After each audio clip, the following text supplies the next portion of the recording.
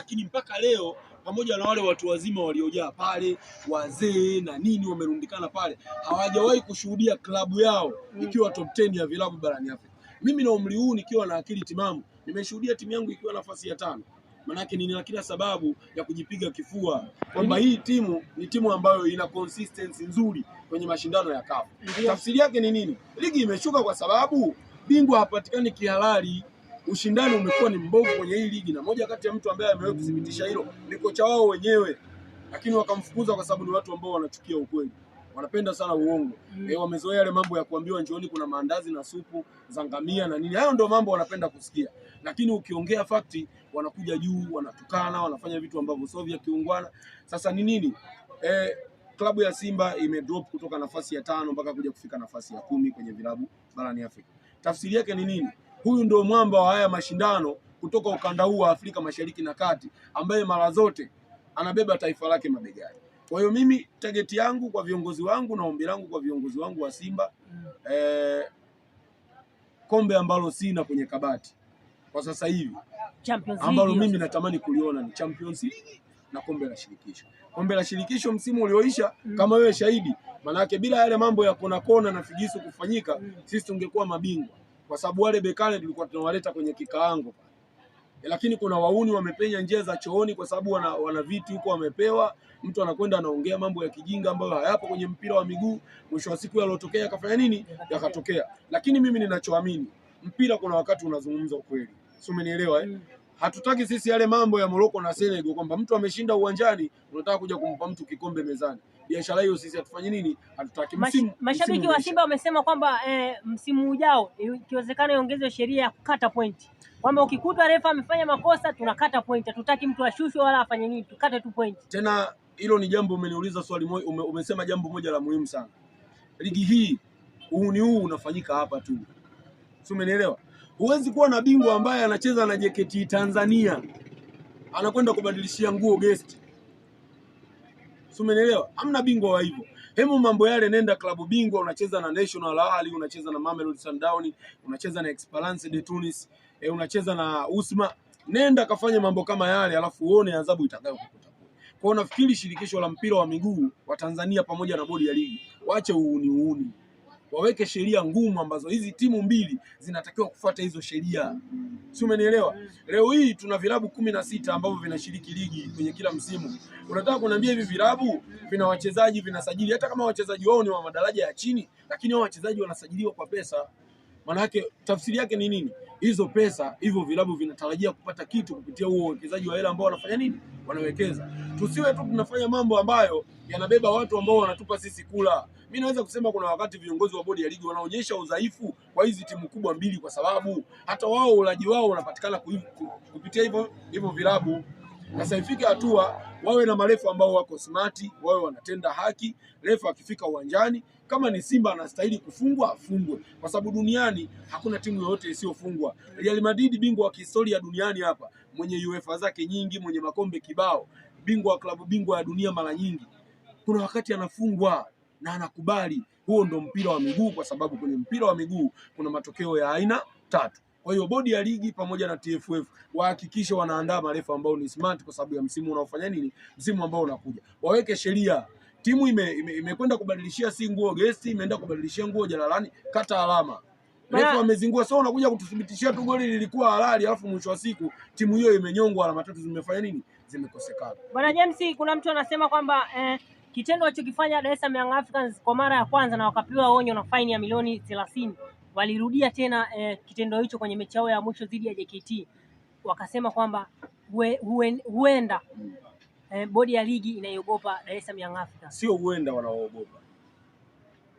Kwa nini wanaoogopa? Na mimi nasema hili bila uoga, na hii taarifa iwafikie bodi ya ligi. Tangu siku ambayo walikubali kushurutishwa na Yanga kwamba kiongozi fulani na fulani ajiuzulu kwa sababu ni kiongozi anaipendelea Simba, na wale viongozi wakajiuzulu, hiyo ndio siku ambayo, maana yake tafsiri yake ni nini? Wale viongozi walioingia pale wameenda kutekeleza matakwa ya Yanga na sio wa vilabu 16 vilivyopo ligi kuu, si ndio? Na ndio maana walijiuzulu. Maana yake aliyeingia ili wale wakubali waliosema fulani na fulani wajiuzulu, maana yake aliyeingia pale akatekeleze matakwa yao wao. Kwa nataka useme haya ndio matokeo ya yale na haya ndio matokeo ya yale walioyafanya, kwa sababu klabu kubwa kama ile ambayo ina mwenyekiti wa vilabu barani Afrika kwa mujibu wao wanavyojinasibu, kwa sababu timu kubwa mimi ninazozijua pale hazipo. National Ahli hayupo pale, Mamelodi Sundowns hayupo pale, Simba Sports Club hayupo pale, na hivyo ndio vilabu vitatu ambavyo vina fan base kubwa barani Afrika. Kama unabisha fuatilia utaona wa kwanza yuko pale National Ahli, unamkuta Mamelodi Sundowns, unamkuta Simba Sports Club. Si umenielewa? Sasa sisi hatuwezi kujiunga kwenye kikundi ambacho kinaongozwa na muuni ambaye yeye ndo wa kwanza kuongoza timu yake kwenda kubadilishia nguo nje ya uwanja. Si umenielewa? Leo hii kwa nini tunazungumza Senegal anaambiwa arudishe lile kombe? Senegal anaambiwa arudishe lile kombe kwa sababu walitoka nje ya pichi. Si umenielewa? Hawakutoka nje ya uwanja kwenda kubadilishia nguo au kwenda kugomea wapi. Wale walitoka nje ya pichi. Lakini hilo kitu imewagharimu mpaka sasa hivi, kesi yao japokuwa haijafikia mwafaka, haijaeleweka, lakini tayari ile sheria inawafanya nini? Inawahukumu kwa sababu walitoka. Sasa klabu inatoka inakwenda mita 15-20 inakwenda kubadilisha nguo, halafu inarudi kuja kucheza mechi. Je, wewe mwandishi nikuulize, unajua wanaenda kufanya nini mle ndani? Vipi kuhusu usalama wa timu pinzani ambao wanakuja kucheza nayo wanapotoka huko? Kwa sababu viwanja vina dressing room. Maana ya kuwa na dressing room alafu timu nyingine inafanyia mambo yake nje ya uwanja, tafsiri yake ni nini? Hakuna mpira wa miguu hapo. Sio, umeelewa? Kama wewe unaamini ni klabu kubwa, matajiri wako wana pesa, wekeza kwenye mpira wa miguu. Sajili wachezaji wenye madaraja mazuri, wenye madaraja makubwa, waje wakupe ubingwa ambao utakufanya wewe uonekane bingwa halali. Sio, umeelewa? Leo hii sisi tunazungumza, tunayo amani, tunafurahi. Jana tumefanya paredi la kihistoria kwa sababu ubingwa wetu tumeupata finali. Si ndio? Ubingwa wetu tumeupata finali. Si umenielewa? Hivyo unawezaje kumwambia mtu mwenye akili timamu ubingwa unaopatikana finali ya ufanyiwi pale? Ni mwenda wazimu peke yake ndio anaweza akakuelewa na akakusikiliza. Finali ya kwanza, alafu mimi nimeandika historia, sio tu nimecheza finali. Finali zote nimecheza visiwani Pemba. Sasa salamu hizi nawatumia bodi ya ligi, na msimu ujao kama wanaweza tena wapeleke mechi hata Komoro, sisi Simba tutaenda kucheza. Kwa sababu sisi Simba hakuna uwanja tunaofia kwenda kucheza na timu yoyote Afrika hapa. Swali langu la mwisho sasa, Bwana James, maana msimu ndo umeisha, tunaenda msimu mpya ili tuanze na mambo mapya. Bodi ya ligi ni kweli wameshindwa kufuatilia ni nani huwa anapuliza dawa kwenye vyumba vya wachezaji mpaka waende nje ya uwanja? Na kuna mtu mmoja anajiita Msini mchambuzi, mimi sijui yule ni mchambuzi wa nini. Nilimsikia kabisa analituhumu jeshi la JWTZ kwa sababu JKT Tanzania iko chini ya JWTZ. Leo kuna mwandishi tu fulani yani hana tofauti na wadada ambao hawaishi mjini bila masponsa. So umenielewa kwamba sponsor wake hata awe na kitambi bado yeye hawezi kusema kwamba sponsor wangu kitambi chake kinamnyima kufanya mambo fulani kwa uhuru. Mtu anasimama kwenye media anasema Young Africa wana kila sababu ya kwenda kubadilishia nguo nje ya uwanja kwa sababu uwanjani pamepuliziwa dawa. Sasa nani amepulizia zile dawa? Manake jeshi la JWTZ ndio limepulizia dawa kwenye vyumba vya kubadilishia nguo. Na kama JWTZ watanyamaza kwenye hili, tutaamini kwamba kweli kuna vilabu au kuna watu wana nguvu kuliko jeshi letu. Kwa sababu ile ni taasisi kubwa. Ile ni taasisi ya ulinzi na usalama kwenye nchi hii. Si umenielewa? Kama taasisi kama ile yenye ulinzi ambayo inasimamia ulinzi na usalama wa nchi hii inamiliki klabu yake, leo hii mwandishi mmoja mwenye njaa anakwenda kutuhumu kwamba wanapulizia dawa kwenye vyumba vya kubadilishia nguo. Haya malalamiko mbona hatujayasikia kwa Singida Black Stars? Huenda labda kuna timu nyingine ambayo ilikuwa inapulizia dawa wakati JKT hapo. Nisikilize. Haya ni matukio ambayo yanaratibiwa na wahuni tu peke yake. Si umenielewa?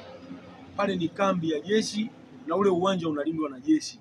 Si umenielewa? Hakuna muuni yoyote ambaye anaweza kuingia pale akaweka kitu ambacho hakihusiani na mpira. Si umenielewa? Maana yake unapotoa tuhuma kama hizo unalituhumu jeshi zima kwamba limehusika kwenye hiyo kitu. Hawa watu wamezoea uhuni. Kwa hiyo hizi tabia zao za kihuni ambazo wamezizoea wanalazimisha kuziingiza kwenye mpira wa miguu. Naomba nikuulize, JKT amecheza mechi ngapi pale nyumbani kwake?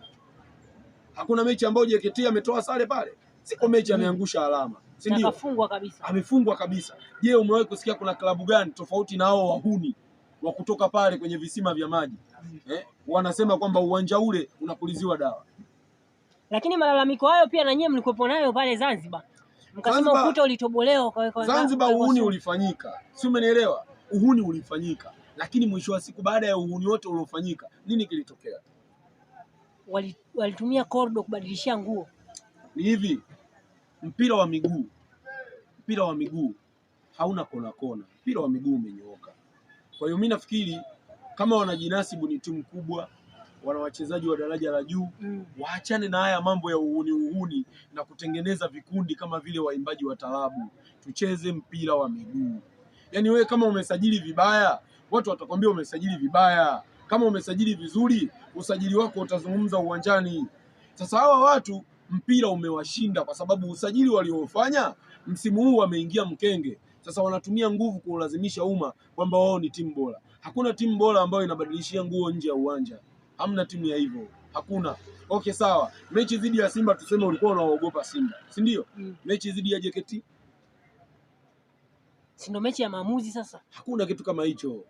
Hakuna kitu kama hicho.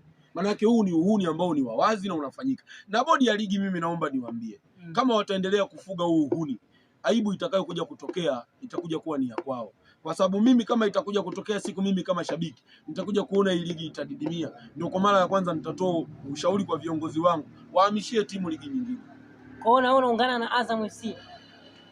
Mimi naungana na Azam, lakini sio kwenye malalamiko aliyotoa Azam jana. Mimi nitaungana na Azam kama atakuwa na fact. Si umenielewa? Kwa sababu sitakuwa mmoja wa watu ambao watakubali kubeba aibu kwenye taifa ambalo limejaa wahuni wasiojua kuhusu mpira. Si umenielewa? Na hiyo ndio changamoto ambayo inasababisha leo watu wanakwenda wanachukuliwa, wanasindikwa kwenye magodauni mle, wanaambiwa uwanja unaanza kesho, wanapiga makofi. Hatimaye tunapita pale jana, vinaonekana vifusi na vumbi tu ndio linalotimka pale. Hakuna uwanja unajengwa kama vile Celesta inavyosukwa kwenye kichwa cha mwanamke. Bwana James, neno lako la mwisho sasa, msimu umeisha, usajili unaanza.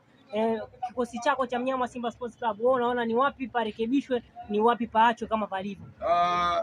Unajua naweza kusema ndio maana sisi tuna benchi la ufundi. Kuna technical staff, lakini tuna makocha wa fitness, tuna makocha wa magoli kipa.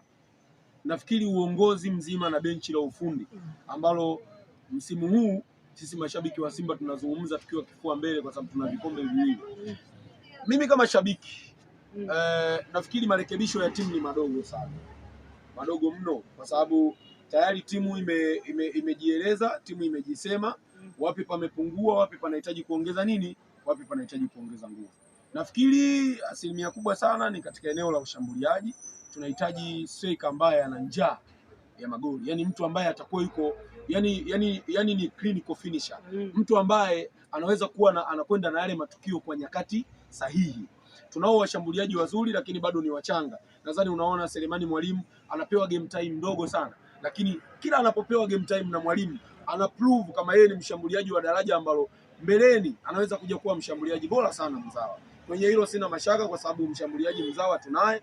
Tunahitaji mshambuliaji ambaye ni wa daraja kidogo la juu, ambaye atakuja kutupa matokeo chanya kwenye kila nyakati ambazo timu itakuwa inahitaji kupata matokeo. Kwa hiyo usajili wa msimu huu nafikiri utakuwa ni mdogo sana wa kwenda kuongeza nguvu, yani kwenye kile kikosi kilichopo ni kuongezea tu nguvu kidogo. Yeah. Kwa hiyo lakini pia kabla sijamaliza, naomba nitoe pongezi kubwa sana kwa msemaji wangu Ahmed Ally. Huyu binadamu ni binadamu wa kipekee sana, kwa sababu amekuwa mvumilivu sana. Waswahili wanasema hakuna urefu usiokuwa na nini na ncha. Usiku hata uwe mrefu kiasi gani huwa ukosi asubuhi. Baada ya ziki, mateso na maneno mengi, hatimaye juzi amekuwa na furaha ambayo haielezeki. Baada ya kuitwa na Gungu, maneno yamekuwa mengi sana, lakini mimi narudia kukwambia, sisi sio watu ambao tunaamini kwenye maneno, sisi tunaamini kwenye nini? Kwenye vitendo. Mimi nasema Simba nguvu moja, kazi iendelee, na sisi